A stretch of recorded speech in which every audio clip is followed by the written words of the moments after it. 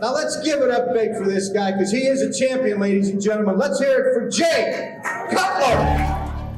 Is the hottest new pro to come on the scene in the last couple of years. There was one goal in my whole life since I was 12, and that was to be the best bodybuilder on the planet.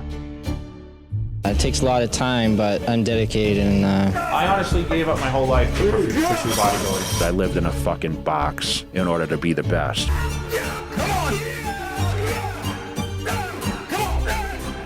The second place finisher, Jay Cutler. I'm gonna win this Olympia eventually if I don't win today. Jay Cutler. Can you beat Ronnie tonight? Of course. Jay Cutler! If you want to be the man, you gotta beat the man. I'm gonna take him home my first Sandow trophy. 2006 Mr. Olympia, Jay Cutler! First man to win it, lose it, and win it again. You know, they said the champ can't be taken out. Well, you know what? The new champ's in town.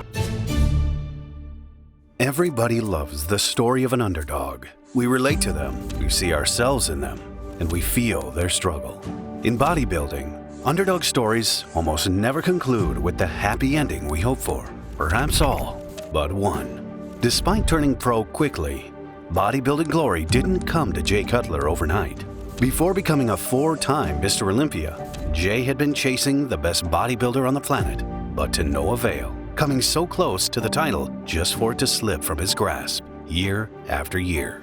In true underdog fashion, Jay finally dethroned the reigning champ in a rare incident where the underdog prevails, all just to lose the title again 2 years later in the most heartbreaking moment of his career. But what came next was an attempt to do what no champion before him had ever done, an attempt to make the biggest comeback in bodybuilding history. This is the rise, fall, and rise of the comeback king.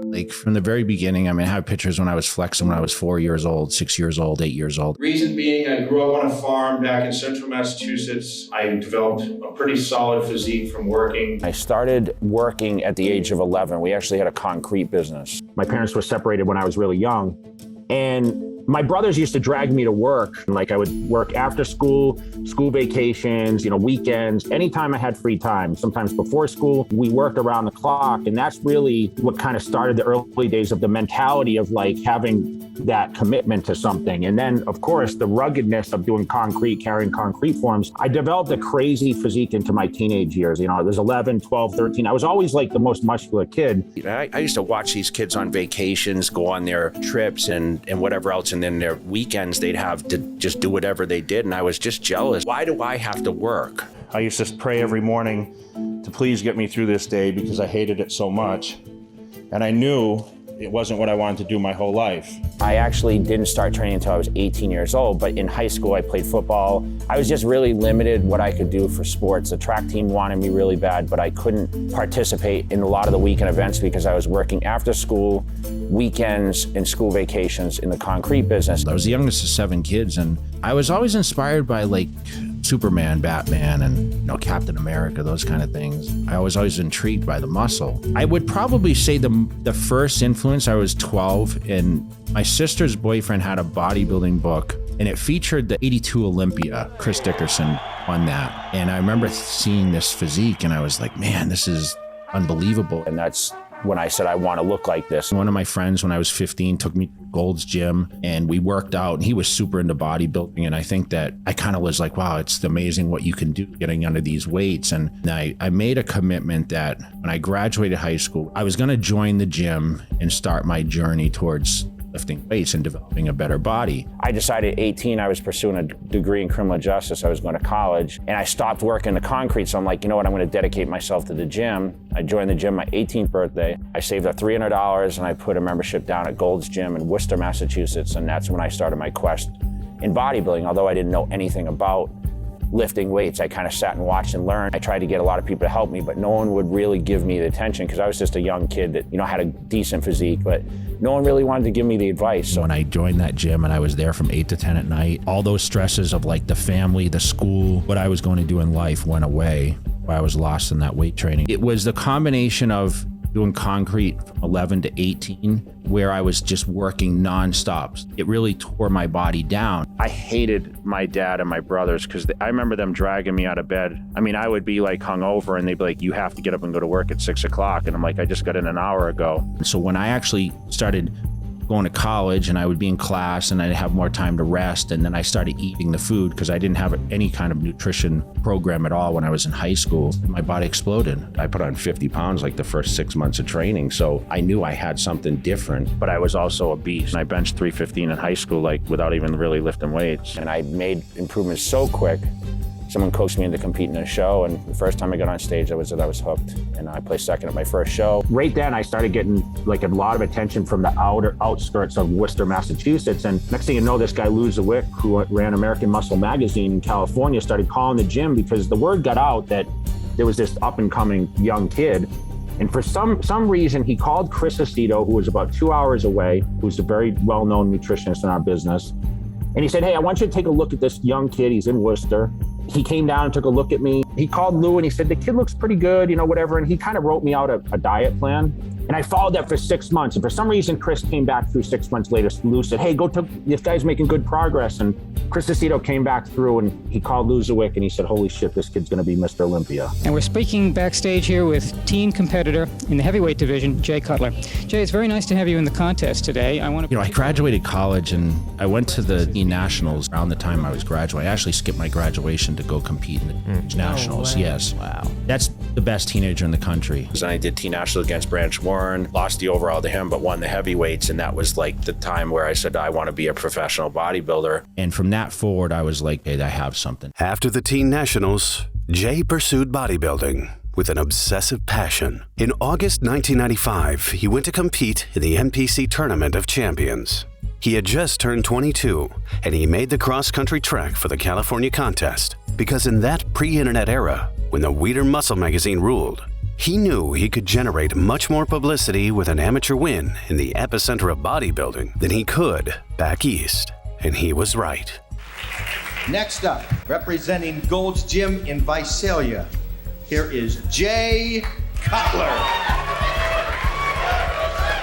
When he took the contest's overall title at 241 pounds, he looked like the future. The hallmarks of his physique were already established. Something about Massachusetts seems to grow giants. We've had Matarazzo, DeMeo, and now Jay Cutler. The audience was even more impressed with Jay when they learned he's only 22 years old. The ultra-wide shoulders, the monster truck wheels, and the surplus of muscle everywhere.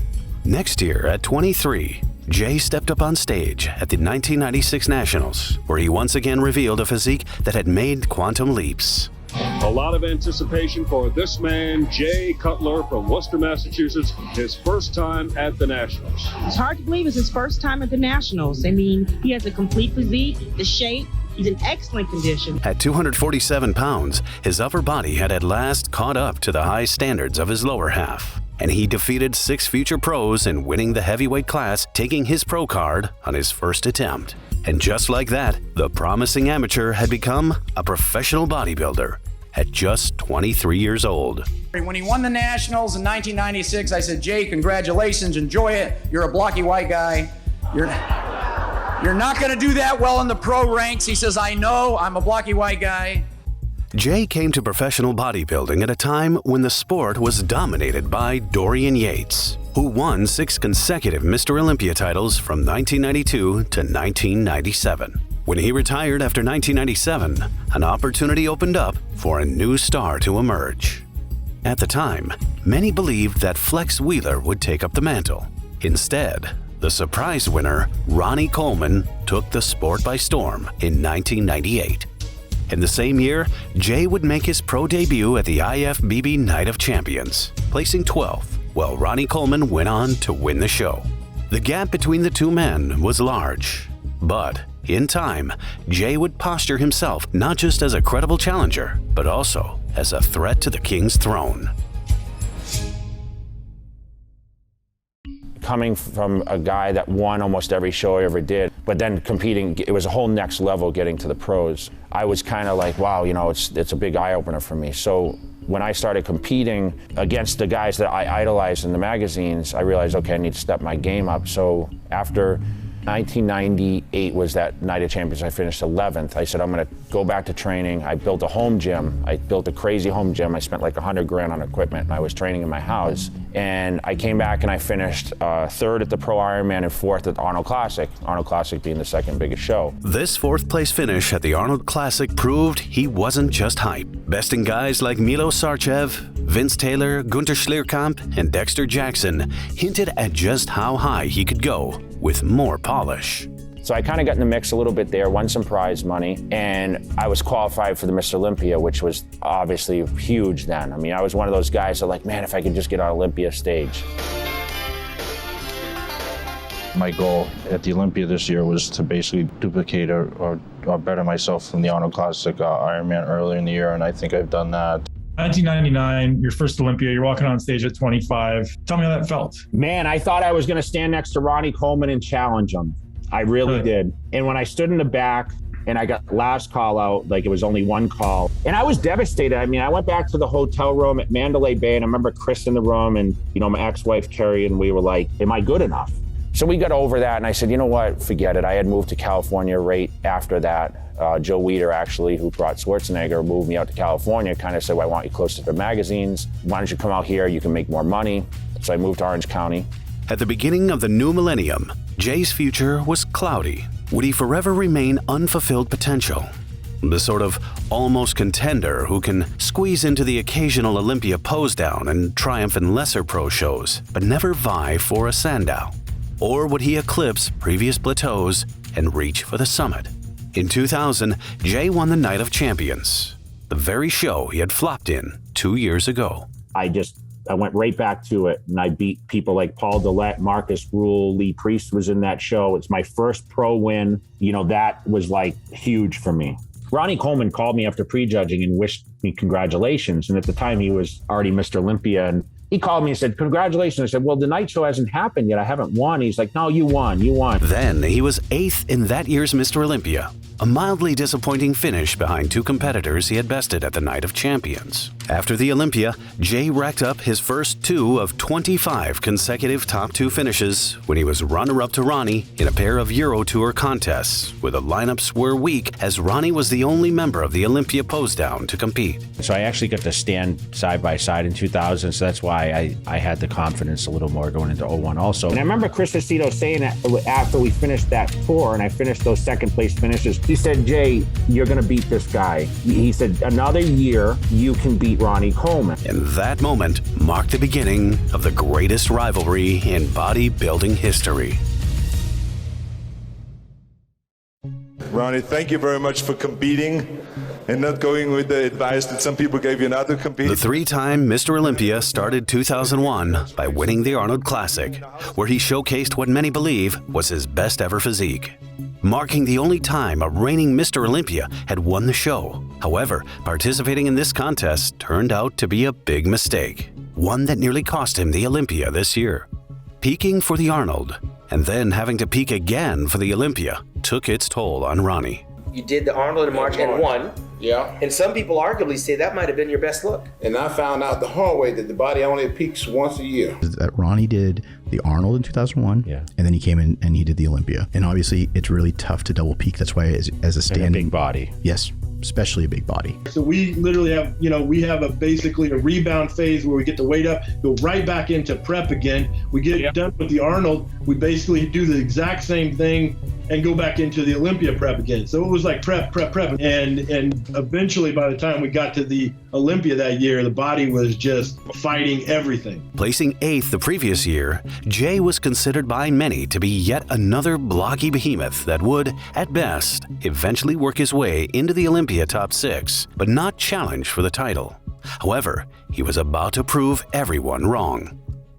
Jay set out all of 2001 until the ultimate contest and came in at only 5 pounds lighter than Ronnie's 265 and 2 inches shorter, with enough mass and confidence to not only hang with the champ, but also be the greatest threat Ronnie has faced so far. I wasn't ready to beat him yet, but what I did is, Chris said, listen, take the full year in 2001, and I want you to train and I want you to eat. And I want you to eat not on that strict diet. I want you to have your burgers and fries, which I did every single day, I'm not gonna lie. Battle's the Olympia, we gotta get to work. And literally I went back to work. I trained, I was doing twice a day workouts then. I would do 2 body parts a day, large body part in the morning and a smaller one in the afternoon. I was the more dedicated guy than anyone, I believe, at that time, because I would eat my 6-7 meals a day. I didn't do anything social. I would eat, sleep, and train like I was on a time clock. The 2001 Mr. Olympia was staged at the Mandalay Bay Event Center in Las Vegas, just over 6 weeks after the events of 9/11. Security and patriotism were heightened. All access was more restricted, and unlike previous years, police officers were on guard backstage. In the center, Ron Coleman. On one side, Kevin Levrone. On the other side, Jay Cutler. From the first comparison of prejudging, with Ronnie Coleman, Jay Cutler, and Kevin Levrone, it was clear the 3-time champ was at his worst. His midsection was bloated and smooth. He was some 30 pounds heavier than the 247 he was when he dominated the Arnold Classic just 7 months earlier. And at the Olympia, many of those pounds seemed to be water. So we were basically on point with everything. And we had already kind of started manipulating water. The only thing that we didn't anticipate was that Ronnie was going to get a phone call at 5:30 in the morning to go run around to all these radio shows. Yeah, to do all these damn appearances. Again, he's just being traveled around in the desert. It's hot. It's all this stuff going on. He's had one meal. We're already a little bit dehydrated. And so we get back and I can tell he lays down on the bed he's out.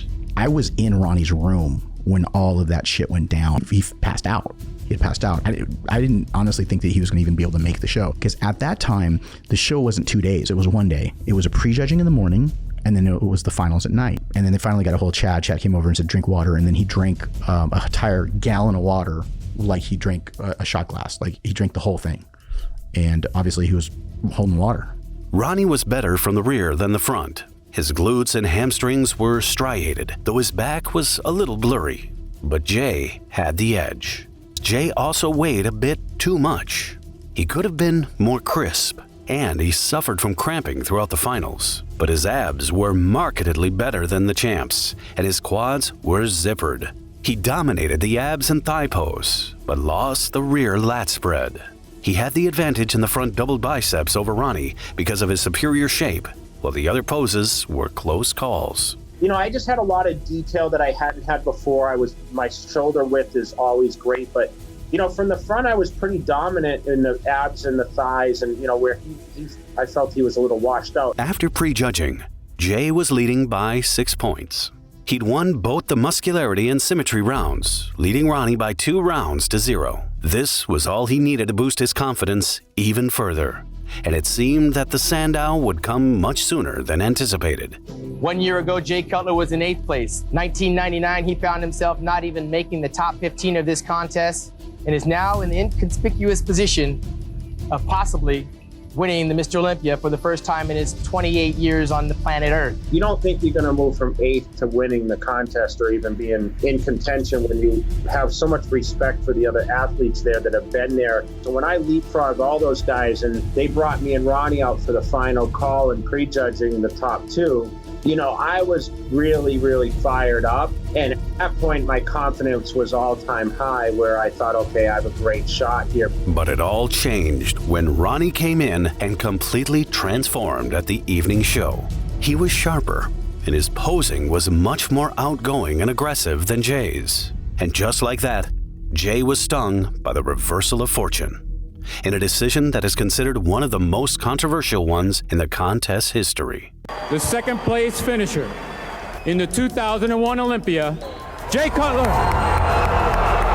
Furthering Jay's disappointment that night was the news that he had been disqualified due to a failed drug test for diuretics. He disputed this claim, even threatening to sue. Eventually, the test was ultimately rescinded, Jay was even convinced that the show was fixed. And Jay got mad. He thought, I fixed the show against him. I said to him one time, I'm a promoter. I do this to make money. Who's going to sell me more tickets? A big white blonde guy or the big black guy? Come on. On stage, Jay might have lost to Ronnie, but mentally, it was a different story. 2001 defeated Ronnie Coleman mentally. There was always that whispers of like, oh, you know, it was close. Jay Cutler maybe should have won, right? And I believe that I defeated him. Like that was like a punch to Ronnie. And he didn't know what to come in like in 2002. Right. And that's why he came in small. He's like, you know, I'm just going to go back down to 248 like I was when I won my first in 98. I'm going to be ripped. This year's loss still left a bad taste in Jay's mouth, which would lead to him to make a bad decision next year. For the fourth year in a row, as Jay Cutler has to wonder what he has to do to upset the champion. Just as he was denied the Ultimate Bodybuilding title in 2001, Jay denied fans the rematch they all anticipated the following year. He sat out the 2002 Mr. Olympia, preferring instead to solely focus on that year's Arnold Classic, which he ended up winning. I still feel like 02 Arnold was my best, my biggest and hardest. You think that was better than 01? I just think the package was better. It was very dominant. But soon enough, he'd come to regret that decision, as 2002 was arguably Ronnie Coleman's worst Olympia showing. The 2002 Olympia saw Ronnie take home his 5th title, beating Kevin Levrone and Chris Cormier. The star of the show, however, was a reinvented Gunther Schlierkamp, who finished 5th and was marked 3rd best in the evening finals as he brought the house down, receiving that rarest of Olympia salutes, a standing ovation. Hey guys, just want to let you know, you made my day. That means more to me than a classic. Thank you very much. 3 weeks later, the 290-pound German juggernaut sensationally beat Ronnie at the GNC Show of Strength staged in New Orleans and became the People's Champion, making it the first time a reigning Olympia champion had been defeated outside of the Mr. O since Arnold beat Sergio Oliva at the 1970 Mr. World. It was apparent that the king was at his most vulnerable, and everyone was starting to wonder, what if? I skipped 2002. I mean, I was building a house in Vegas, so I actually sat out, which is the year Ronnie came in smaller after I pet him the ropes in 2001. If you asked me if it was close to any regret in my career, that would be sitting out that contest, but I just mentally couldn't prepare because of the move to Vegas, building the new house, and kind of restructuring my life, moving from California. I just felt it wasn't suitable to go into Olympia preparation. So for me, you know, I do kind of regret that a little bit. Levrone fell into my 2nd place slot, but I would have came in there and probably beat up Ronnie pretty heavy. Now everybody was wondering if the king's reign would come to an end. But the following year, the bodybuilding world was in for a shock.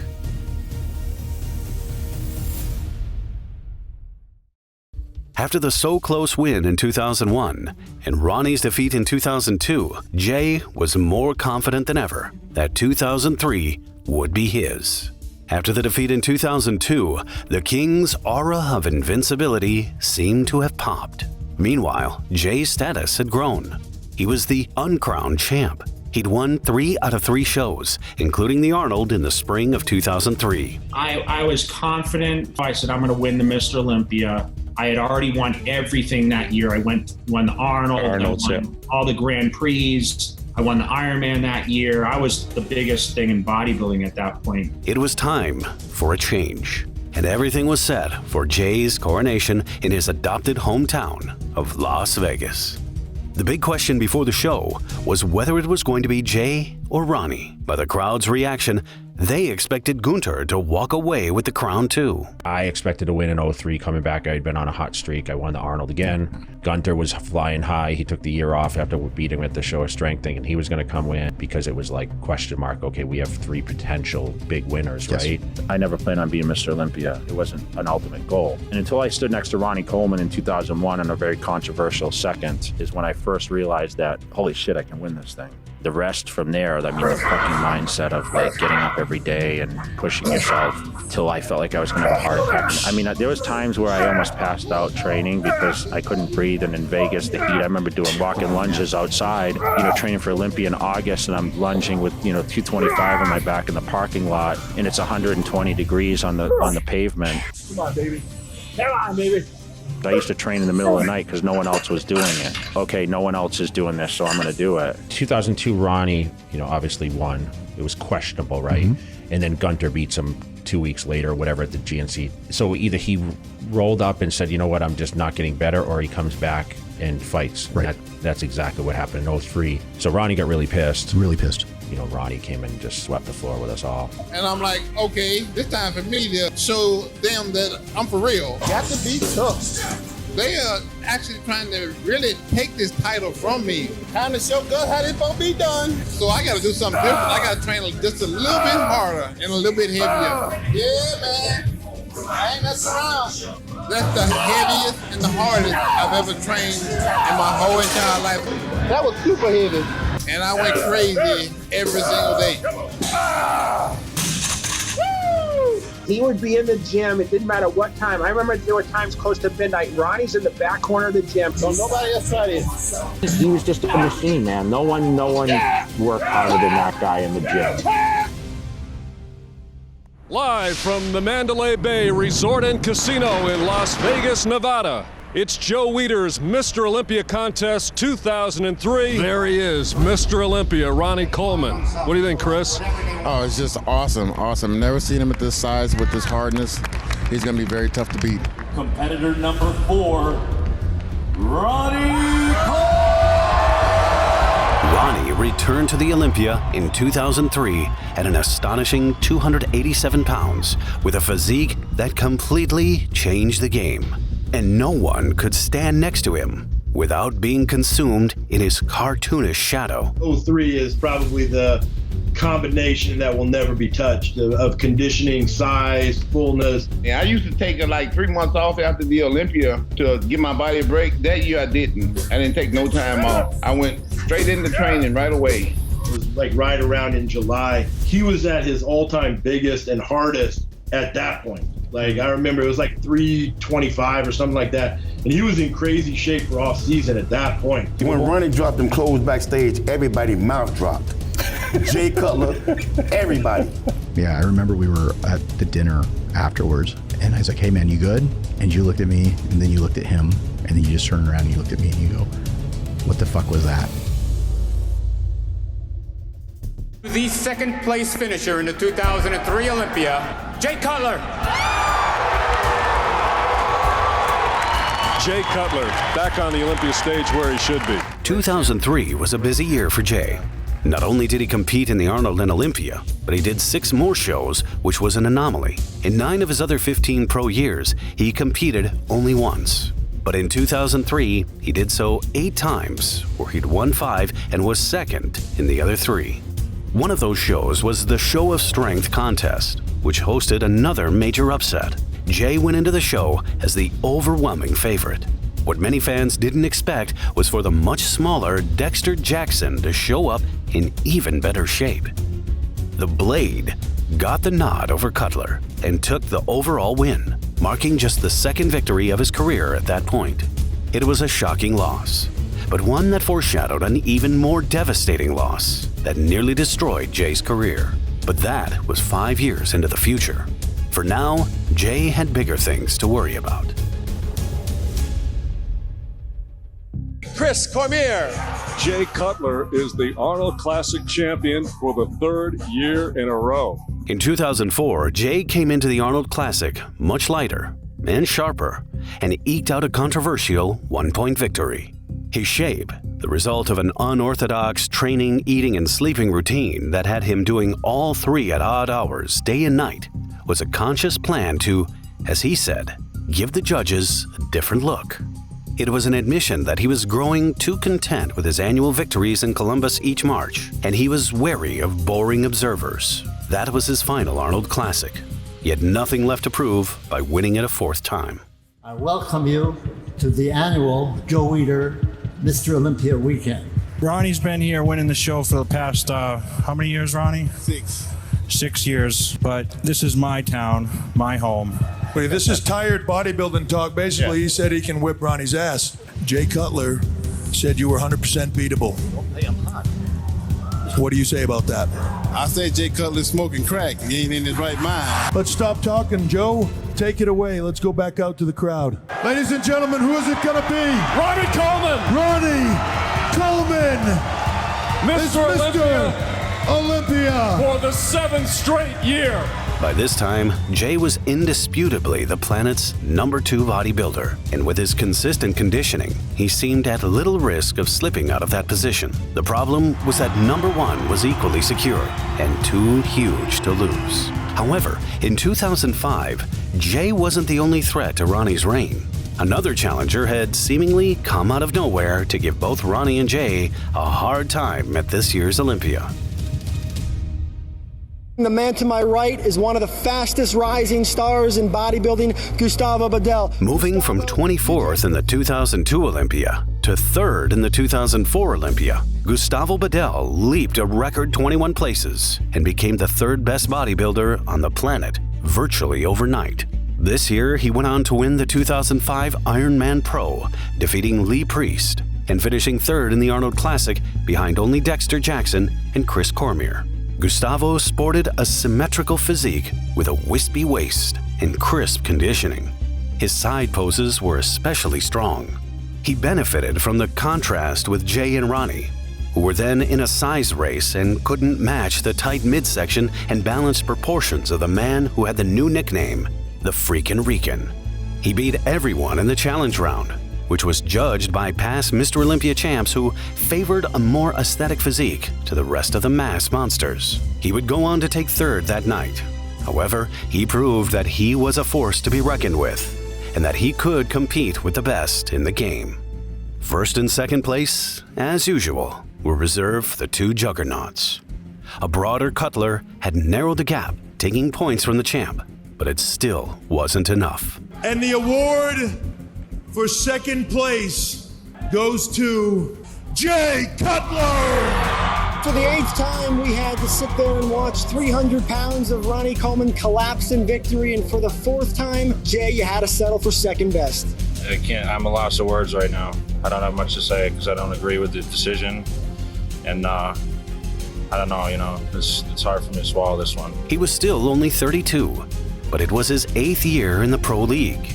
And by the time of the next Olympia, he'd effectively spent 5 years as the heir apparent. It was plain to him that his time was running out. He needed to win it all, and soon. By 2006, Jay's 4 seconds were torturous, but they'd forged his reputation as one of us. He was no longer merely a DNA anomaly, a phenom who could grow muscle at will. We could relate to him now. He was an oversized everyman, graciously accepting his runner-up check each Olympia before returning to the gym with a vengeance, striving to overcome a seemingly insurmountable obstacle. Blue-collar kid from Massachusetts, came up, lost the Olympia 4 times, never said anything bad, just went back to the gym, just came back better and better. His popularity as the underdog soared, and people were rooting for him. The words on everyone's lips this year were, could Jay finally pull it off after 4 times in 2nd place? Or would the new challenger, Victor Martinez, who was climbing the Olympia ranks, cause the biggest upset of all time? Whatever happened, history would be made. Either Ronnie would make it a record 9 wins, eclipsing Lee Haney, or he would be dethroned. He was going for record 9, so it was a hard moment for him because he was ready to set history where I was ready to set history by beating him. He was the undefeated. Everyone said he will never lose, and I knew that I was the one to beat that, to conquer him. Well, I know one thing, I don't want to be bald. I said I'm going to shave my head bald if I lose this show. You're going to get a chair on stage and literally shave your head? No, Bob, because I'm winning this contest.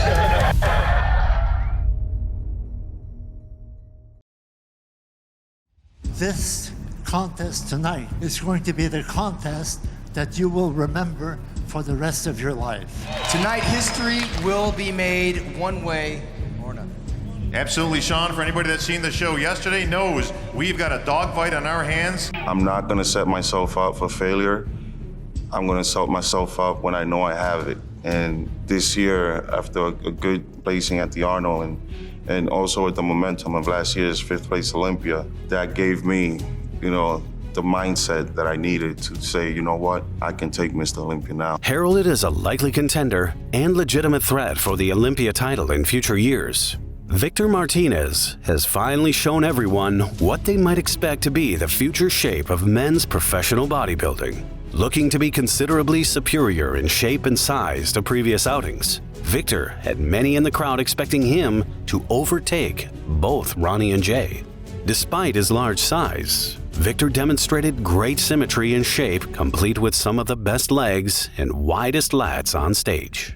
Despite his great showing, he ended up in 3rd place, leaving the two usual contenders to fight for the crown. Throughout the comparison poses between Jay and Ronnie, it was clear that Ronnie would have a degree of difficulty defending his title. Quite simply, Jay was at his all-time best, in terms of both conditioning and quality size. From the front, he showed tremendous improvements in overall thickness, along with a seemingly smaller waist. From the rear, he was sharper than Ronnie, especially in the back, and with his superior calf development, overall shape and conditioning, it seemed like it was going to be Jay's night. I told Jay, it was on the floor, I said, man, listen, you gotta fight for this. You gotta fight. Against Coleman, you can't be slacking up. You can't be pulling out of poses. If he pulls out his pose, you gotta continue to hold your pose and let him realize that, you know what, I'm not gonna chase you. I'm the champ tonight. And when he did that, I think the judges was like, whoa, this dude right here is here to fight. There can be only one. Sean, history will be made tonight. So in my mind, I'm gonna win.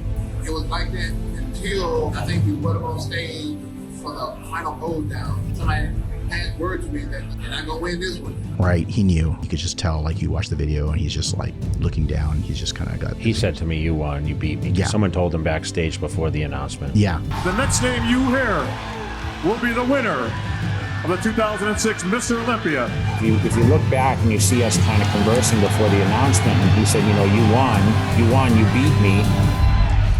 To the 2006 Mr. Olympia, Jay Cutler!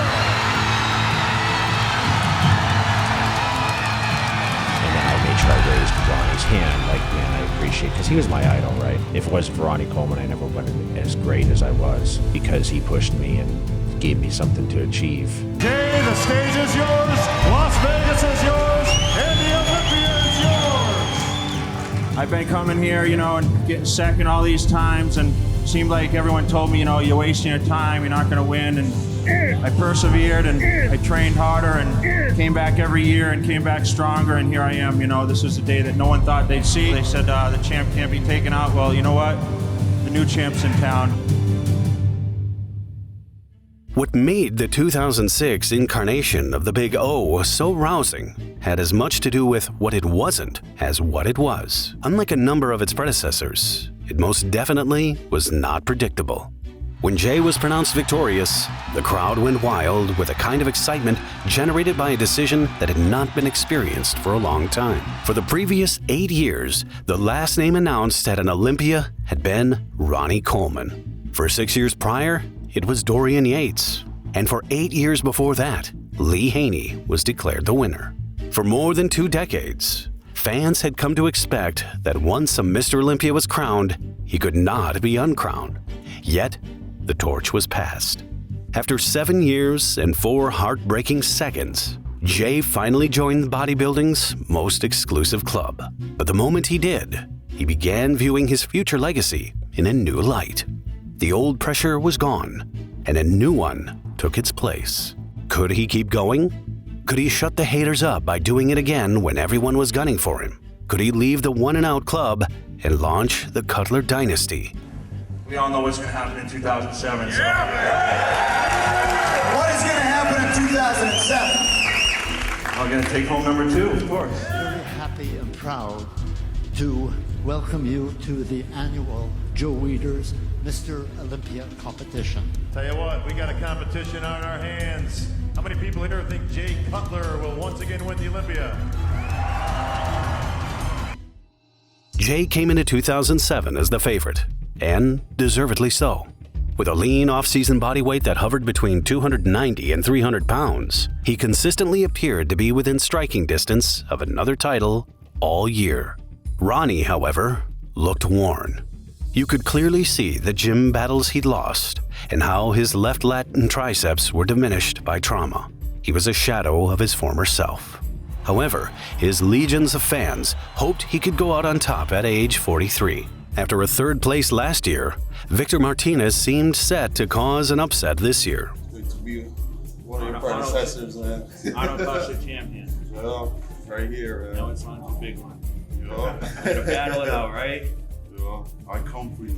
The Dominican Dominator possessed plenty of innate gifts, from his size to his shape, and most importantly, his conditioning, which had often been his undoing in the past. The top four were the same as last year: Jay, Ronnie, Victor, and Dexter. But it was evident that they won't finish in the same order this time. Victor showed up on the first day of the contest with a package worthy of an Olympia crown, while Jay came out flat. Jay's magnitude eclipsed the others in the rear lat spread, but Victor's crisper conditioning and superior lines won out in the back double biceps. In side shots, Victor had the best leg delineations, but from the front, he still lacked deep quad separation. His legs were somewhat undersized compared to the wide V shape of his upper body. Jay didn't need more legs, but his muscles were neither as full nor as separated as the previous year. His front and rear bicep shots were nearly devoid of details. Jay suffered from an infection and was sick by the time he stepped on stage for prejudging. He was only 260 pounds by game day, about 15 less than the year before. I did have a shoulder infection that did affect me a lot, and it wasn't the best look for me. And obviously that was the hardest Olympia I've ever faced in my life. How soon during prejudging did you realize, hey, I'm in the run here? I felt like I was in the run when on Thursday night, when one of Jay's good friends came from his house. You know, he came into my room and said, "Can I come see you?" You know, he looks at me, he goes, "Oh my God, I can't believe you're so dry already. Jay cannot drop water." At the end of the first day of prejudging, the reigning champ was ahead of Victor by just 2 points. But after the posing round, it was down to just 1. People sensed an upset. But as the evening continued, Jay's bloating disappeared, and he appeared to get even larger in stature. Ronnie was announced fourth when 10,000 men, women, and children stood in unison to give him a rousing ovation, and Dexter Jackson placed third in the Olympia for the second time, leaving Jay in a tough spot against his new challenger. Of the 2007 Mr. Olympia, Jay Cutler! Victor felt the agonizing sting of being the runner-up just like Jay did 4 times before. So close, as 4 points separated them in the end, yet so far away. Jay's reign was safe for another year by what some might call a stroke of luck, but next year his luck was about to run out.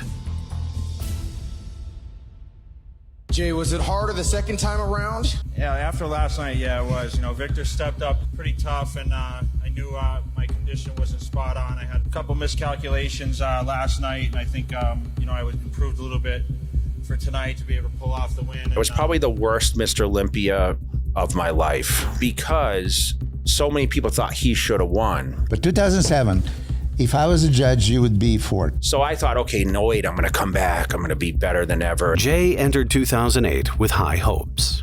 Hopes that this will be the victory that silences his critics. All the forum warriors and internet snipers who fired at him relentlessly since he won at less than his best last year. The word before the contest was that Jay was in the best shape of his life, perhaps even equaling his incredible 2001 condition. Some pictures have kind of filtered out there. People saying Jay is the best he's been since 01. Are you the best since 01 or even better? I guess I'll figure that out tomorrow night. Come on, Jay. Quit screwing around. I look okay. After his great performance last year and becoming the people's champ, everyone was eager to see Victor Martinez take another shot at the title this year. Unfortunately, this wasn't the case. 6 weeks before defending his Arnold Classic title, he slipped in the street and ruptured the patellar tendon in his left knee. He'd felt a slight twinge in that joint the day before while doing lunges, but brushed it aside. It was a serious and career-threatening injury, one that prevented him from participating in the Arnold Classic and the Olympia this year. And just like that, the 2008 Sandow slipped from his grasp, and the title was open for the multitude of hungry competitors who wanted to dethrone the champ at his lowest.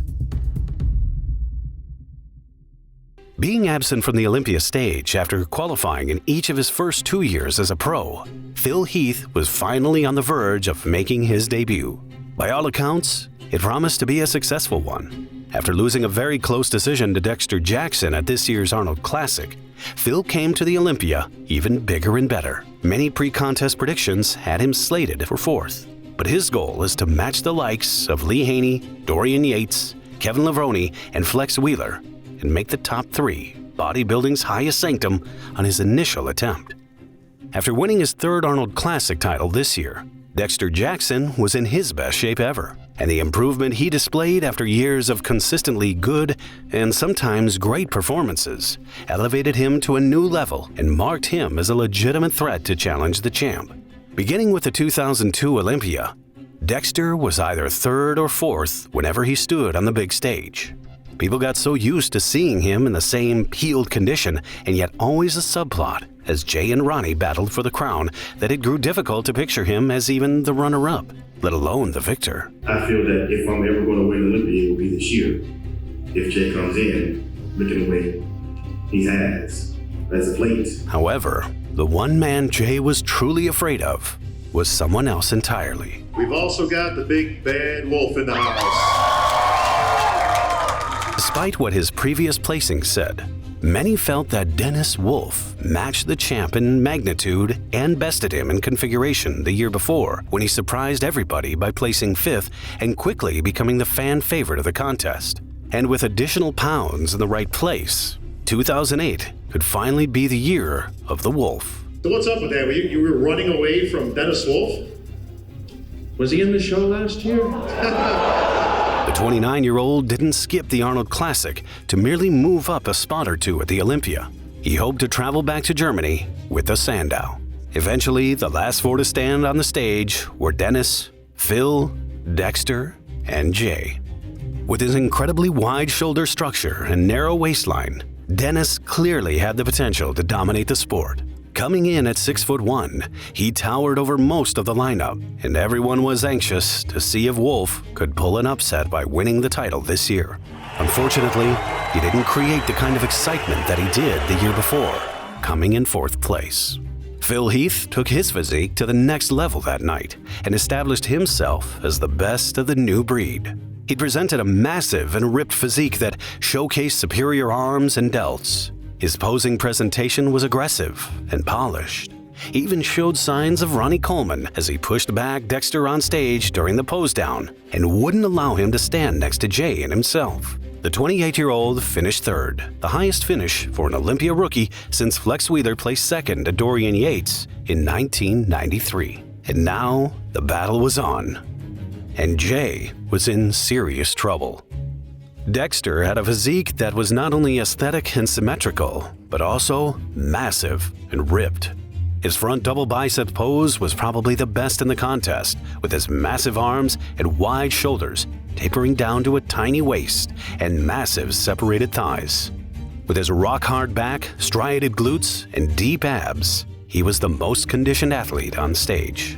Something which was a contrast to Jay, who wasn't the most aesthetic bodybuilder, especially as his waistline has expanded dramatically as he continued to add size and get bigger over the years.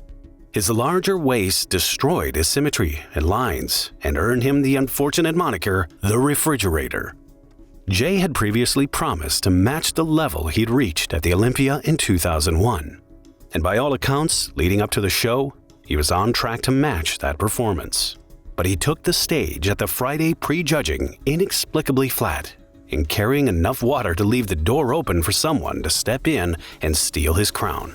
I actually took my clothes off backstage, and people around me were like, damn, you look so good, you know? And I don't know what happened between the time I took my clothes off to when I got on stage. I don't know if it was nerves or I was eating some rice leading up to that show, and it was like from a restaurant, and I have a feeling it was loaded with salt, and of course, you know, we know how body reacts. I think I was more flat, and I got pumped up temporary fullness, and then once I got on stage, I was just deflated and watery and just looked like shit. Feeling the heat, Jay took his preparation to a new level, shedding 10 pounds before taking the stage on Saturday night. I died to bring in the night show condition from the prejudging. I sat in a sauna like all day. I was on my deathbed, pretty much dehydrated. And I just said, this is too hard. And it looked like it was going to be enough to help him retain the title.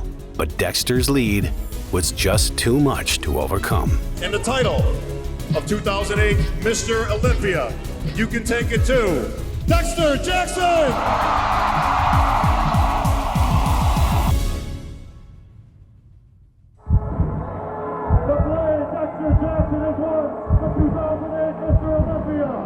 Dexter Jackson didn't win the Olympia. I gave the title to him.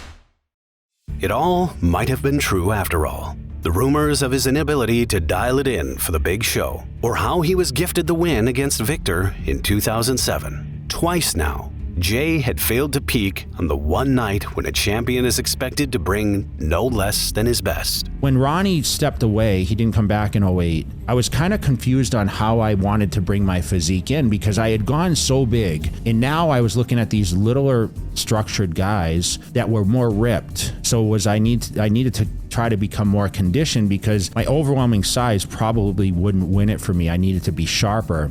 So I actually had to lose a little bit of muscle in order to gather conditioning. I just missed and I came in smaller, and everyone wrote me off as like, okay, the guy's done, because once you lose the Olympia, no one's ever come back in history to win it. I was embarrassed, I was embarrassed that I only held 2 titles. Remember, the guy one prior to me won 8 in a row. The guy prior to him won 6 in a row. The guy prior to him won 8 in a row. Here I won 2 and lost. I was in a really dark place because I was once again questioning, am I good enough? All the magazines and all the behind the scenes, people kind of like, okay, Jay's done. Even Flex turned against me, like they weren't confident that I was going to come back, and I had a chip on my shoulder about that. I lost support of everyone. When you talk about someone's downside and, people not believing in you, I was the victim of that. Everyone gave up on me. Everyone's like, Jay's never going to come back. Increasing the odds of him never regaining the top spot was the long list of former Mr. Olympians who lost the Sandow and failed to win it back. That, coupled with open criticism of his midsection and presentation, made for a stacked deck against Jay in 2009. If he wanted the title this year, he'd have to do what no other champion in history has ever done. Winning was a curse for me because I got satisfied very easily. I was better at chasing it than defending it. Underdog worked better for me. I worked with a nutritionist from the time I was 18. His name was Chris Aceto. I worked with him all the way up until I lost in 08. And I knew that, hey, I need to make a change probably, and I need a different opinion. I switched to a guy named Hani Rambod. I kind of revamped the kind of training I did to create more of an illusion, more fuller look. I think, we had to chisel the physique down, but at the same time balance that because I was so big for so long. I needed a whole new training system, and I was fortunate enough to get hooked up with the FST7 program, and of course Hani's training principles that allowed me to kind of revamp my training and focus on something different that I've never done over the course of my bodybuilding career. Come on, 6, halfway there, go, 6, come on, 5, come on. I trained my ass off. Everything was structured. I lived in a fucking box in order to be the best, meaning I had no outside. People would call me with their problems, I'd hang up on them. And I just went at it. Preparation, being the underdog again, worse than ever. I had never been that much of an underdog when no one predicts me in the top 5, right? I remember being in the hotel before I head to prejudging, and I remember Farronez took a picture on her phone. When she took the picture, she goes, holy shit. And when she said that, that's when I said, I'm gonna win the show. 2009 is shaping up to be our biggest Olympia ever. Back to reclaim the title for a 3rd time. Never been done before in the history of bodybuilding, Jay Cutler. I've handled enough second place finishes to want to go to therapy myself, but... This year's contest saw Jay's regular competition. Victor Martinez made a return when he'd finished 2nd in this year's Arnold Classic, setting himself for a pre-Olympia favorite. In 2007, his combination of mass and aesthetics was nearly strong enough for him to take the Sandow. but knee surgery kept him from competing last year. And it's all too evident this time that his legs were lacking. That and a scarcity of striations kept the 250-pounder out of the title hunt, landing him a disappointing 6th place. This year was a tough year coming back from the injury and also losing my beloved sister that helped me for every single one of my shows. Helped me cook all my meals for my show, and now she's not here to witness it. And like every year, I always have dedicated to her. The Gift had spent an entire year altering his physique and trying to seize advantages. Many felt he deserved the Sandow last year when he tipped the scales at 227 pounds. So, if he could come in 10 pounds heavier with the same stellar detailing, he was confident he would not be denied. However, he suffered a stomach virus hours before Friday night's prejudging, to the point that EMTs were called in. As a result, he dropped about 8 pounds before taking the stage. He managed to show up much fuller and tighter for the finals, but still couldn't finish higher than 5th. A decision that generated a cascade of boos. Making his Olympia debut this year was Kai Green, who'd won the Arnold Classic nearly 7 months prior with zippered quads, vertical blind hamstrings, and floor-sweeping lats. Kai's collection of parts at the Arnold was astounding. Though he brought the same collection of abstract parts this time, some of the fine feathering was absent, and when he stood semi-relaxed at center stage, his legs were so close together they seemed undersized. At 257 pounds, Kai still impressed the crowd, but not to the extent he did in the Arnold in March, and ended up in 4th place. Expectations were much higher for the 2008 champ this time than last. The year before, he never truly believed he could win until he did. But now he was confident he'd repeat. His upper body looked slightly bigger, and he was a little sharper than last year. Some thought he showcased his best shape ever, an opinion he himself echoed. We'll put 21 Dexters next to each other. What year would win? I think 2009. That's my year. Thank you for saying that. You were full. You were super shredded. You were like 2008, but bigger. So I don't care who won. 2009. No, I smoked everybody in that show. Apparently, it wasn't enough to even land him a runner-up spot this year. Coming 3rd to Kai and Victor in this year's Arnold Classic was Branch Warren, who'd won the Most Muscular award. Clearly, this was Branch's best ever showing, and a few in attendance would have complained had he been awarded the top title. In what has been touted for months as being the toughest Mr. Olympia lineup in over a decade, Branch wasn't supposed to have a chance. But he shocked everyone and became a fan favorite. At 248 pounds and only 5'7", he was bigger than ever with the same level of grainy hardness he displayed at the Arnold. His back has gone from a liability to an asset over the 3 years between now and his previous Olympia in 2006, where he placed 12th. His wheels were monster truck sized and tricked out with elaborate horizontal pinstriping. His triceps and forearms lagged, and he could have benefited from more back and delt separation, but the bulldozer's abundance of density was simply overwhelming. And what did you think when it came down to you and I and we were standing there? Oh, Dexter in 3rd place. And I'm like, damn, I didn't beat Mr. Olympia. And then I was like, I didn't beat Mr. Olympia, and I still ain't won the show yet.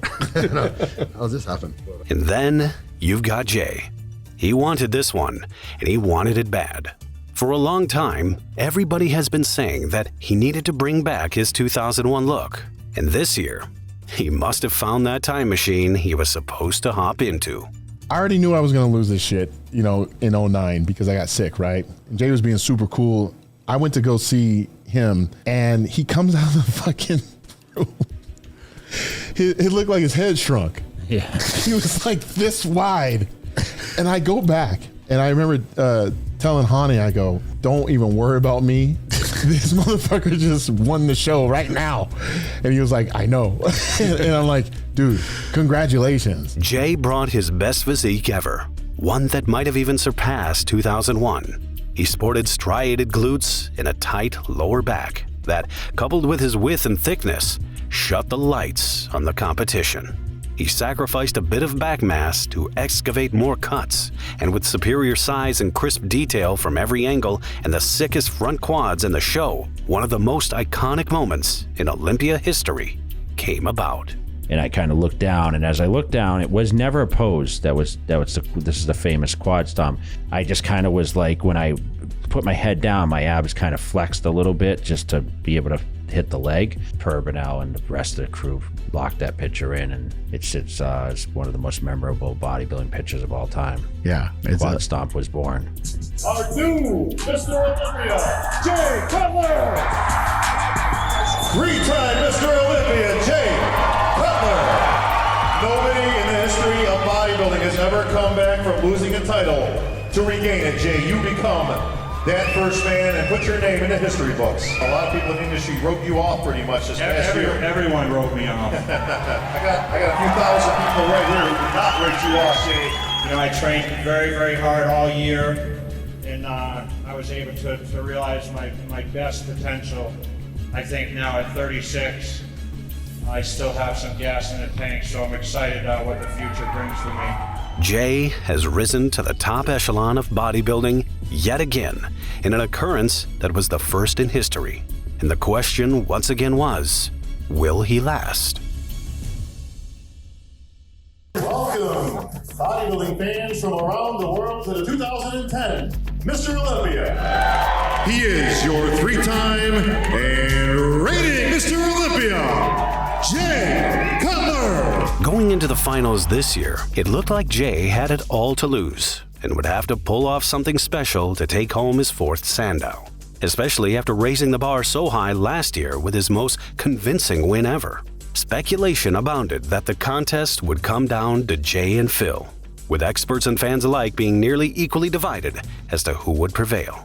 You know, am I ready to beat Jay? I mean, we'll have to wait and see because I feel confident that I can win the entire show, not just Friday, not just Saturday, but both days. I sat back after 09 victory, and I sat with my team, and I had a great team that year. And I worked with Hani Rambod, and I said, should I just stop now because I don't think we're going to be better than this? And he 100% agreed with me. It was going to be very, very tough to be able to start to repeat that look of 2009. How many people have ever gone to their peak and then their next year gotten better than that? This year's contest saw a slight change in placings to last year's. Victor Martinez came in just as good, if not better, than 2007.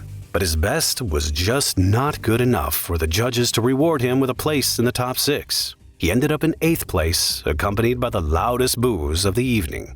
7th place went to Kai Green, who was noticeably off from his best condition, especially when he won the Arnold Classic earlier this year. He seemed to lose control of his midsection, and his lack of conditioning made many contend he should have switched places with Victor. Rounding out the top 6 was the contest's dark horse, Germany's Ronnie Raquel, who came in with a much improved back that could finally stand the heat of competition on the big stage, and his compact physique was one of the most balanced and symmetrical on stage.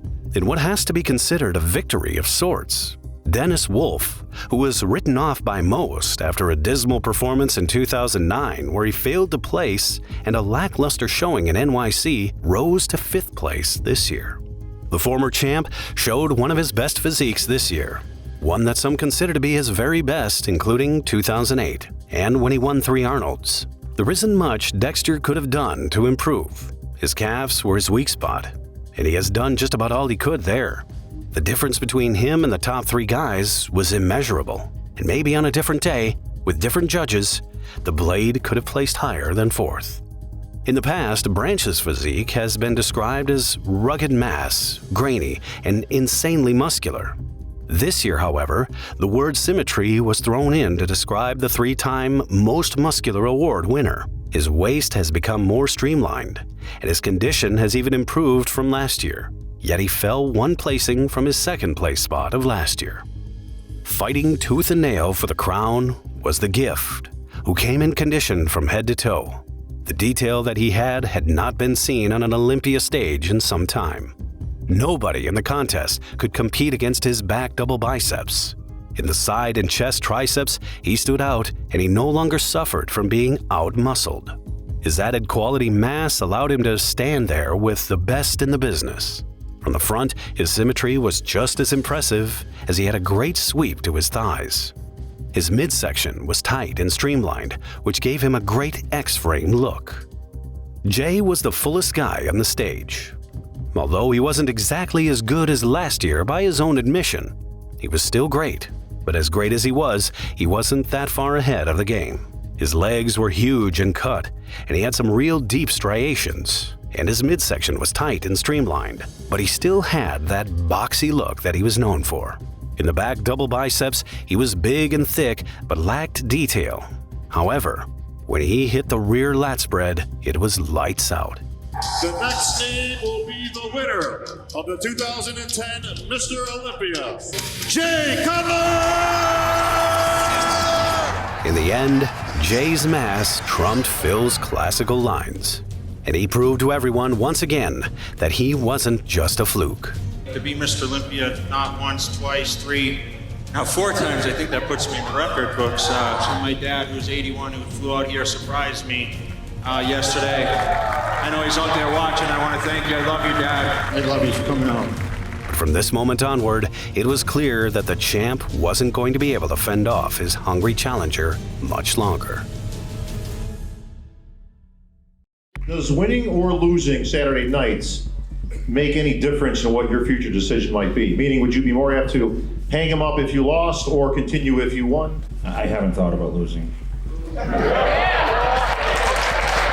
The gift informs me that he is in his all-time best shape. Will the student beat the teacher? Las Vegas, fans around the world, are you ready? 4-time Mr. Olympia, Jay Cutler. Jay entered the stage to the thunderous applause from his hometown crowd. He was massive as always, but it was soon apparent that Jay was not as ripped or conditioned as he was last year. His waist was noticeably wider, and he appeared softer in the back. He simply didn't have an answer for the gifts arsenal that day. And then in 11, you had come in, you said, hey, I'm going to do one more. And I was starting to get a little bit like, okay, we don't want to get too long in the tooth. And I felt like, honestly, like you were better than 2010 going into it. I really do. I think that I'm like, okay, this is kind of like going into that 2009 direction again. And then until the bicep tear and when you got hurt. I was doing a photo shoot. Basically what I did a million times, I had dumbbells on my knees and I was kicking them up. And when I kicked them up, the bicep detached on the upper and it didn't hurt. Really? I just thought, it was like an electric shock. And I just kept doing the photo shoot and I kept training leading up, and it slowly started to get black and blue, and it was actually detached. I just rolled with it. I mean, I was Mr. Olympia at the time and showed up on stage. And of course, by that time, once I drained the water out and, put the dye on, the tan and everything, and put some oil, you could see that the bicep had rolled down. There was a bump, but it was detached and it was swollen. So that didn't help. Besides, Phil Heath was phenomenal that day. Yeah. During the comparisons, it became obvious to everyone at the pre-judging that Phil was going to be the next Mr. Olympia. He had grown by leaps and bounds since winning his first 2 contests in his rookie year in 2006. Phil had Jay beat in every pose, and his crisp, sharp muscularity eclipsed Jay's muscular size. He showcased great proportions, improved V-taper, stellar separation, and 3D muscle that jumped to life with each pose. Jay looked blocky next to him, and there was no way that Phil would be denied the title this year. In a mirror image of last year's final, the pair were the last men standing. The next name you hear will be the 2011 Mr. Olympia. You met a guy named Phil Heath. And what did you think of Phil when you first met him? I met Phil Heath at a show in Denver. I was a guest poser. I think it was around 2003, and I saw this kid with these crazy arms, and he had just come off playing Division I basketball at the University of Denver, and he had a dream to be a bodybuilder. And from him, I sat and we had dinner at Cheesecake Factory that evening, and he wanted to compete. He was financially strapped a little bit. He was working as a trainer at Bally's, and next thing you know, I said, listen, I can help you. Got him a contract by the next Monday, and he was paid to be a bodybuilder through the Weider organization. And I remember calling Flex magazine a week after I met him, and I said, I found the next Mr. Olympia. Did you actually say that? Yeah. Wow. You thought he was that good then? Yeah. To our winner tonight, Phil Heath. Well, there it is. At just 31 years old, the Sandow Trophy is on its way back to Denver, Colorado. Surprisingly, I'm very happy, actually, because Phil Heath is my best friend. Just as Jay had been breathing down Ronnie Coleman's neck for years before finally presenting a physique the judges could not dispute as superior to the champs in 2006, Phil has now provided the ending to the sequel. Phil beat Jay the same way Jay beat Ronnie, through patience and hard work. Despite his storied career, Jay was only mid-career in terms of age. At 38 and in second place, he was hardly washed up. But Phil, in a bicep injury, may have pushed Jay into early retirement. I realized after 11, dude, it was like, this just isn't fun anymore. No matter how much money you make and how much like you travel in the world and people are showing you respect, it just wasn't fun. If it's not fun, it's not going to be as enticing for you to put full effort forward. The biggest struggle for me was 2011. I was leading into that Olympia, and I was informed by Muscle Tech, listen, we're going to cut your contract in half, because they wanted to make room for Phil Heath at the time. I tore my bicep 3 weeks out. My dog died 4 weeks out that I had for 10 years. And I was going through a divorce at the time, and then I lose the Olympia. So then it's like, okay, your whole world comes apart. After being sidelined in 2012 due to his injury, Jay was determined to make another comeback in the 2013 Mr. Olympia. And the question was, would he be able to make history yet again? I eventually came back in 13, which is, just to get back up there again. It was never really a plan like I'm going to come win this title back. It was more of like, hey, I just need to exit the way I want to exit and not be forced out by an injury. And obviously you had Phil, and he was, no one was beating Phil Heath. Right. Come on. But I thought I could have a good showing. Like I thought, okay, I can be in the top, 3, 4, 5, whatever. To our sixth place finisher, Jay Cutler. I've been to 13 Olympias, and I have to say, even at 6th place, this is the best Olympia I've ever been in, ever. Thank you. A lot of us are sitting here wondering if we just saw Jay Cutler compete for the final time. Did we? I can't say that right now. Yeah, but I knew that was it.